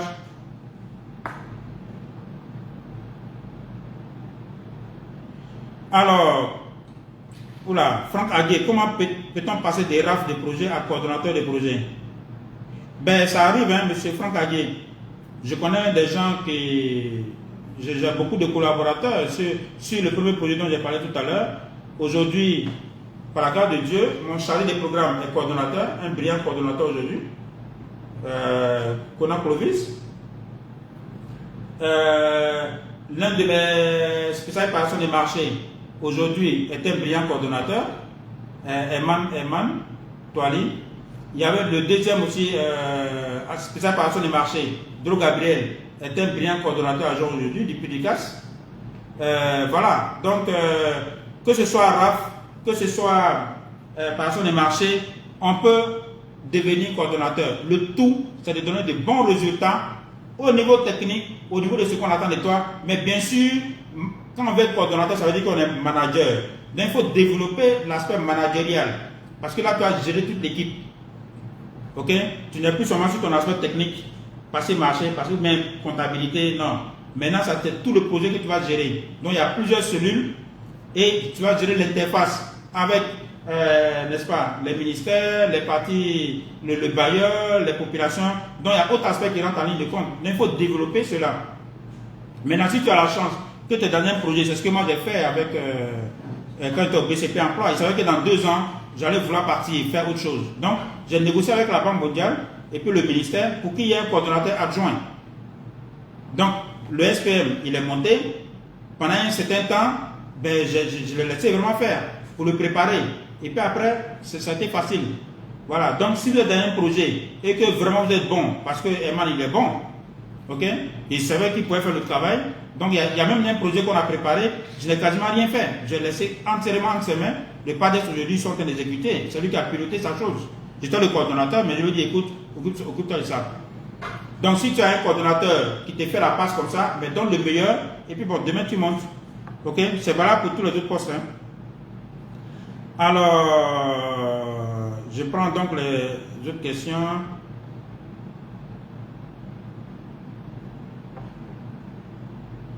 Alors, il demande pourquoi le personnel de l'unité de coordination est souvent considéré comme consultant sur le projet et non salarié et n'est pas enregistré à la CNPS. N'est-ce pas une mauvaise manière de faire en cas d'incident? Alors, ça dépend. En Côte d'Ivoire, je prends le cas de la Côte d'Ivoire. Je ne sais pas si vous êtes en Côte d'Ivoire ou bien au Mali ou bien en Guinée, mais pour le cas de la Côte d'Ivoire, on a trouvé un statut un peu mixte. C'est-à-dire, ils sont consultants, mais en même temps, ce sont des contrats de travail à durée, comment on appelle ça? À durée déterminée. Non, à durée imprécise. Durée déterminée imprécise, voilà, quelque chose comme ça. C'est-à-dire, à la fois, c'est des consultants, mais en même temps, c'est des salariés. Donc, déclaré à la CNPS, il y a l'assurance, ainsi de suite, ainsi de suite. Donc, ce n'est pas un consultant pur et dur pour dire il n'est pas déclaré, il n'est pas truc. Mais au-delà de ça, parce qu'il fut un temps, on a discuté avec, par exemple, un des bailleurs. On s'est dit, si on doit prendre le personnel comme des consultants, ça veut dire qu'on ne paye pas la CNPS, on ne paye pas l'assurance, mais en même temps, ça veut dire que la rémunération doit augmenter, puisque les personnes vont elles-mêmes, voilà, puisque les personnes vont elles-mêmes, à terme imprécis, c'est ça, Franck, puisque les personnes vont elles-mêmes payer, n'est-ce pas, pour leur cotisation sociale et puis pour l'assurance. D'accord? Donc, ça dépend du pays, voilà. Mais ce que moi je conseille, c'est un peu ce qu'on fait en Côte d'Ivoire justement. C'est vraiment un contrat de travail à terme imprécis. Ok, merci. Hein, il y a Lin. Bon, Lin, je ne sais pas ce qui est. En tant que tu viens de me donner le thème. Donc c'est ça un peu. Donc c'est un contrat, ce n'est pas des fonctionnaires. Et puis la durée est sur la durée du projet. Voilà, donc si le projet fait 5 ans, ça va être 5 ans. Maintenant, si après il y a des prorogations, donc le contrat va suivre aussi. Ok? Alors, est-ce qu'il y a d'autres questions? Le truc, c'est que sur ma tablette, là où je peux avoir les questions, je n'ai pas eu de...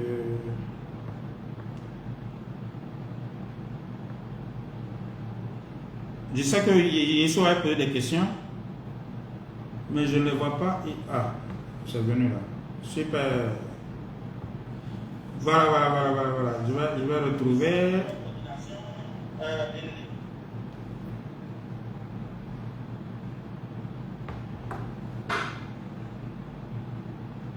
Je vais voir les commentaires. Hein.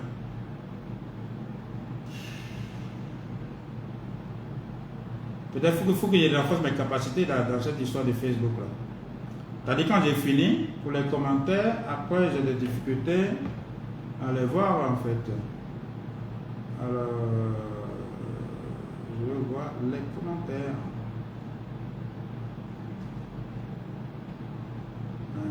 Alors, Yesu, tu avais posé une question. Est-ce que tu peux revenir là-dessus? J'avais vu la question passer. Au-delà de la taille adéquate, il y avait d'autres questions, je crois. Hein? S'il vous plaît, ceux qui avaient posé des questions, est-ce que vous pouvez revenir sur vos questions? Parce que je ne vois pas les questions antérieures à partir de mon téléphone ici. Si vous pouvez revenir, ce serait parfait. Si vous pouvez les reposer. Voilà, merci Trabidio Philippe.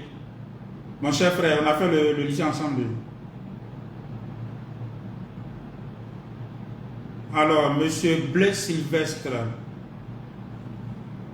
il demande, est-ce que c'est normal pour un coordonnateur de licencier sans préavis plus de la moitié du personnel du projet sur instruction du ministère de tutelle? Sinon, quelles seront les mesures d'accompagnement de ces défratés? Bon, là, c'est une question piège, hein, monsieur Blaise. Hein, c'est une question piège. Et puis là, on est sur Facebook, là. C'est-à-dire, c'est la place publique. N'est-ce pas? Tout le monde entend, tout le monde nous voit. Je ne vais pas m'hasarder à répondre à cette question. Voilà, je n'ai pas les tenants aboutissants du dossier. Je ne vais pas dire c'est normal, c'est pas normal.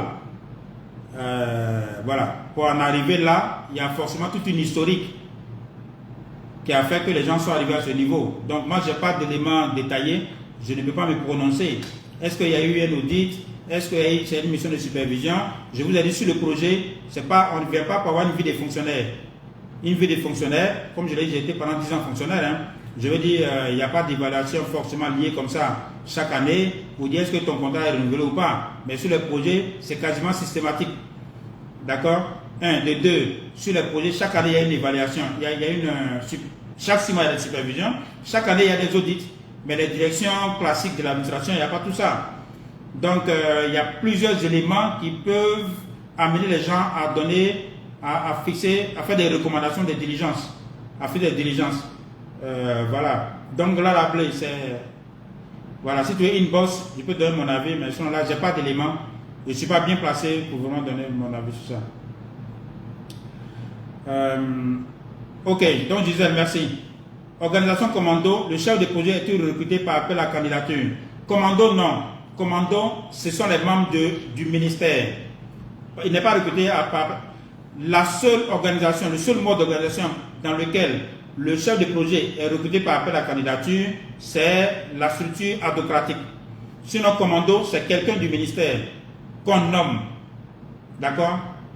On nomme, mais la différence c'est qu'au lieu de recruter le personnel à l'étranger, si tu es en griffe, il va recruter le personnel parmi les membres même du ministère pour constituer son équipe. Mais c'est quelqu'un du ministère, on ne le recrute pas à l'extérieur.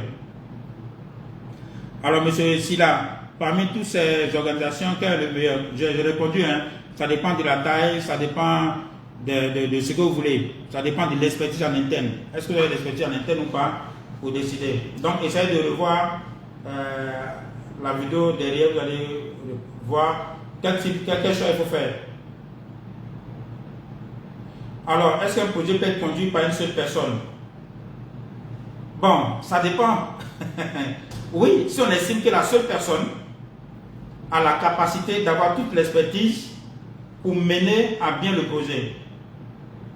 Alors, si vous prenez une seule personne, si vous estimez qu'une seule personne a toute la compétence pour mener à bien, dans ce cas, vous confiez le projet à la seule personne.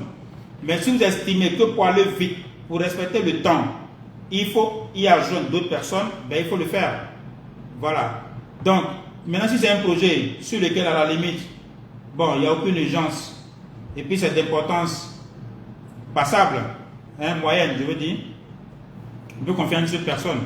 Mais sinon, il est bon que ce soit vraiment une équipe quand le projet est important. Parce que aucun individu ne peut avoir toutes les compétences nécessaires. Bon, ça dépend. Si c'est un petit projet, bon, on peut confier ça à une seule personne. Ok? Alors, est-ce qu'il y a d'autres questions? Hein? Est-ce qu'il y a d'autres questions que vous aviez posées auxquelles je n'ai pas répondu? Bonsoir, est-ce que vous pouvez nous éclairer sur les différents niveaux du matriciel? On attend souvent matriciel faible, fort. Matriciel faible, fort, ça dépend du niveau de dépendance. La structure matricielle est normale lorsque c'est 50%, 50%. Donc la personne travaille 50% pour sa direction, 50% pour le projet. Mais ça devient fort lorsque la contribution au projet est plus élevée. Par exemple, je prends l'exemple 75%, 25%. Et puis faible, ça veut dire que la personne doit intervenir beaucoup plus pour sa direction que pour le projet.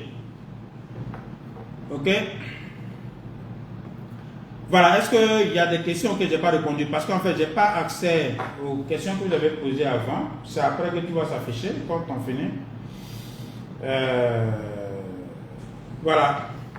Bon, donc ce qu'on va faire, si comme je n'arrive pas à avoir accès aux questions, et puis ça nous fait plus d'1 heure, je ne sais pas combien de temps, on va peut-être prendre congé. Et puis certainement, le jeudi prochain, avant d'aborder le prochain thème, je vais revenir sur vos questions. Mais je voudrais vous rappeler que demain, on a un important rendez-vous à 16 h sur la gestion efficace du temps. Voilà, sur la gestion efficace du temps. Et puis, le lundi, le directeur du contrôle financier de Côte d'Ivoire nous fait l'amitié de venir nous parler du rôle du contrôleur financier, ses responsabilités, ses contraintes. Pourquoi je l'ai sollicité? Parce que sur le projet, il y a beaucoup de conflits. Moi, j'appelle ça inutile entre les contrôleurs financiers et les coordonnateurs. Il y a beaucoup d'incompréhension entre les équipes de gestion de projet et les contrôleurs financiers. Il y a même des bailleurs qui ont une mauvaise perception de contrôleurs financiers. Alors que c'est un service, c'est une direction, en toi c'est un service, pour moi, capital. Parce que nous, en tant que, on va dire, techniciens de projet, on est pressé, parce qu'on a la contrainte, on a la pression, on veut les résultats tout de suite. Donc, quelquefois, sans le vouloir, tu peux violer des règles, tu peux violer des procédures. Parce que tu veux aller vite, tu veux décaisser, pas tout le monde dit de décaisser, il faut atteindre les résultats, tu veux aller vite.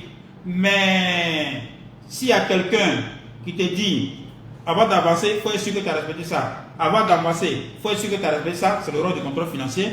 Pour moi, c'est essentiel.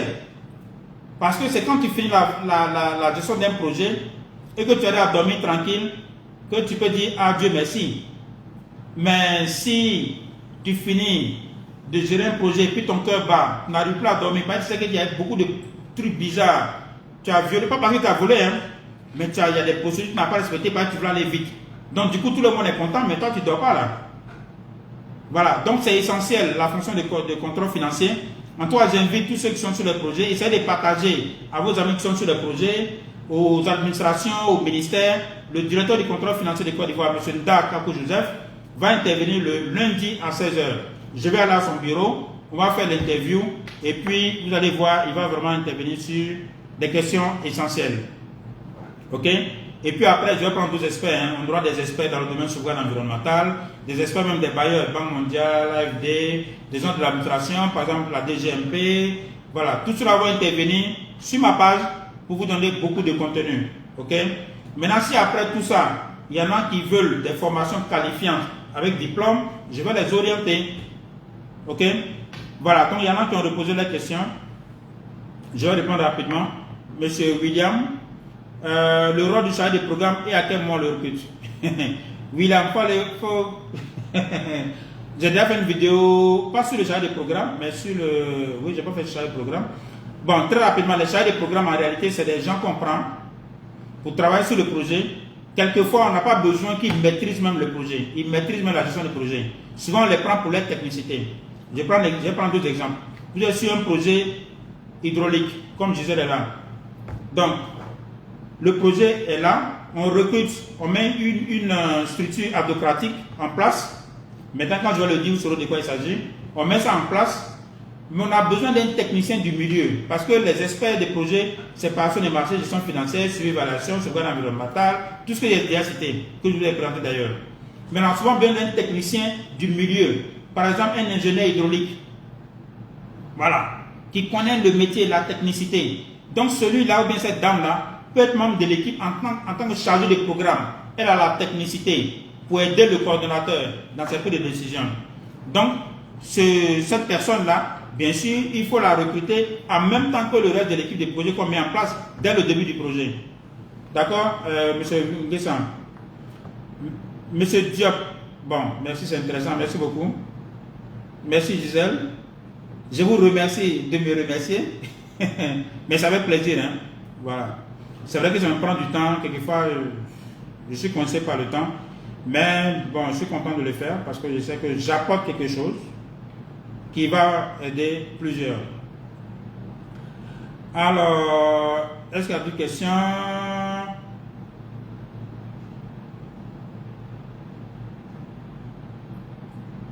Alors, donc ça c'est quelqu'un même qui est ici, à l'UCP.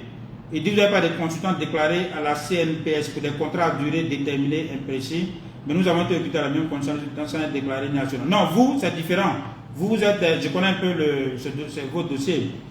Ce dont je parle, c'est par exemple ceux qui sont à l'UCP qui ont des contrats à durée déterminée imprécis, mais vous êtes des consultants, puisque vous avez été recrutés pour la durée des travaux que vous suivez. Je pense que là, vous devez être un technicien chantier. Là, vous êtes recruté comme consultant. La preuve, c'est que ceux qui sont à l'UCPF, pour les salaires, quand on paye, on parle des salaires, on ne leur demande pas des rapports, alors que vous, on vous demande des rapports. Donc, vous avez un statut de consultant. C'est différent. Par exemple, de ceux qui sont à l'UCPF, ils ne sont pas consultants. Ils ont été recrutés comme experts extérieurs, mais ils ont des contrats de travail à terme, terme imprécis, quelque chose comme ça. Mais pour vous, ce n'est pas des contrats, c'est des contrats de consultants. Parce que pour vous payer, on demande des rapports, c'est au consultant qu'on demande ça. Ça fait déjà une différence. Nous avons été mis à l'écart 2 mois après la fin de nos contrats sans aucun courrier d'arrêt de collaboration. Comment expliquer cela? Mais le contrat, mais vos contrats a été un contrat. Dans le contrat, on dit le contrat a un thème. Est-ce que c'est avant la fin du contrat qu'ils ont mis fin au contrat? Je ne crois pas. Votre contrat, si votre contrat doit arriver à la fin, le 30 août, le contrat il meurt de lui-même. C'est lorsqu'on doit mettre fin au contrat avant qu'on écrit à la personne pour dire pour telle raison et on doit justifier. Mais si un contrat arrive à terme, c'est arrivé à terme en fait. Hein, c'est la différence du contrat de travail.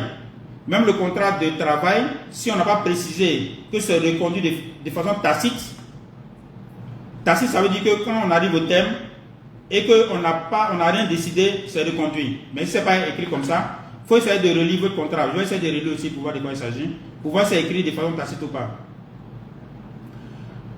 Bon, Gisèle, sujet d'écrire des bouquins, ok, on verra.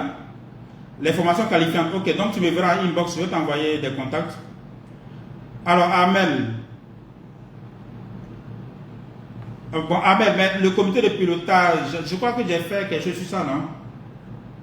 Hein, j'ai fait une vidéo sur le comité de pilotage. Je ne sais plus c'est quand. Mais j'ai fait une vidéo spécialement sur le comité de pilotage. Et puis l'UCP d'ailleurs. Mais je ne sais plus c'est quand exactement. Donc j'ai bien détaillé là-bas en fait. Je suis d'accord avec toi que c'est une instance pièce maîtresse de l'organisation du projet. J'espère que ton séjour se passe bien en France.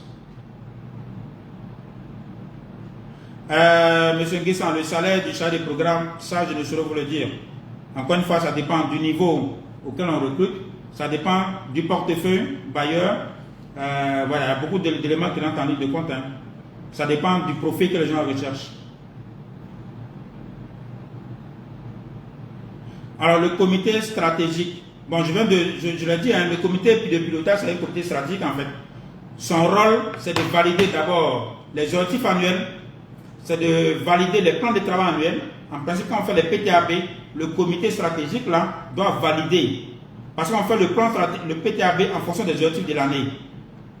Donc, on doit valider les objectifs, doit valider le PTAB.